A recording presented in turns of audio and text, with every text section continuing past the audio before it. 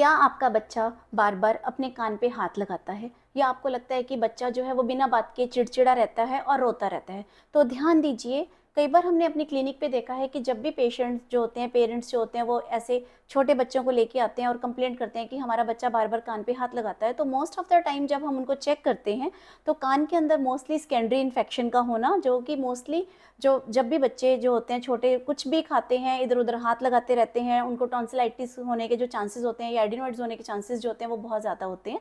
वो जो इन्फेक्शन होती है वो कई बार जो होती है वो कान तक फैल जाती है, जिसकी वजह से बच्चों के कान के अंदर एक लगातार दर्द रहने लग जाता है। अगर बच्चा जो है वो ज़्यादा रोता है या फिर आपको लगता है कि बच्चा बहुत ज़्यादा लेथार्जिक हो रहा है, हल्का-हल्का उसको बुखार रह रहा है, तो इमीडिएटली सेल्फ मेडिकेशन ना करते हुए इमीडिएटली अपने बच्चे को आप होम्योपैथ के पास लेके जाइए। जब हम बच्चे का कान एग्ज़ामिन करते हैं तो बहुत सारे पेशेंट्स के अंदर हमने जो बेसिक कॉज़ देखा है वो ईयर वैक्स देखा है। ईयर वैक्स होने की वजह से बच्चों का जो कान है, वैसे तो ये जो ईयर वैक्स होती है वो बच्चों के अंदर जो होती है वो ऑटो क्लीन होने का प्रोसेस होता है, अपने आप जो वैक्स होती है वो साफ़ हो जाती है।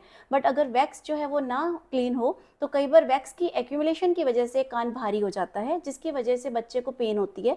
पेन होने के साथ बच्चा जो है वो बहुत ज़्यादा इरिटेबल और चिड़चिड़ा हो जाता है। उसके साथ कई बार बच्चे को सेकेंडरी इन्फेक्शंस भी हो जाती हैं। बच्चा कई बार बाहर के ऑब्जेक्ट्स, कोई भी फॉरेन ऑब्जेक्ट उठा के अपने कान के अंदर डालने लग जाता है। अगर ये सिम्पटम्स हैं तो आप इमीडिएटली उसको होम्योपैथ के पास लेके जाइए। जैसे ही होम्योपैथिक डॉक्टर उसका केस लेगा, बच्चे के कान का जो दर्द है वो ही नहीं सिर्फ जाएगा, उसके साथ-साथ उसको जो बार-बार इन्फेक्शंस हो रही हैं वो भी बेटर होगा और उसका इम्यून सिस्टम भी परमानेंट ठीक हो जाएगा। Thank you.